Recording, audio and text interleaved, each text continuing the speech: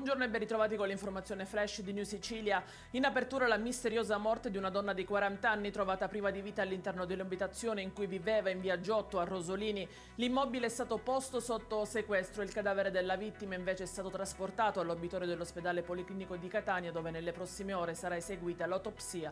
La donna era separata e madre di 3 figli. 7 feriti, di cui 2 in gravi condizioni, è il bilancio di un incidente stradale avvenuto ieri sera a Sant'Agata di Militello, siamo nel Messinese. Lo scontro ha coinvolto 2 auto, un Audi A4 con a bordo un padre e una figlia adolescente e una BMW con alla guida una donna e all'interno dell'auto altri 4 giovani. La Procura di Agrigento ha aperto un'inchiesta a carico di ignoti sul naufragio dei giorni scorsi a Lampedusa che ha portato a 57 superstiti, 33 dispersi e 2 morti. Intanto nella camera mortuaria del cimitero di Cala Pisana la 23enne Voriana ha riconosciuto il cadavere del figlio di 1 anno e mezzo che credeva fosse ancora in vita.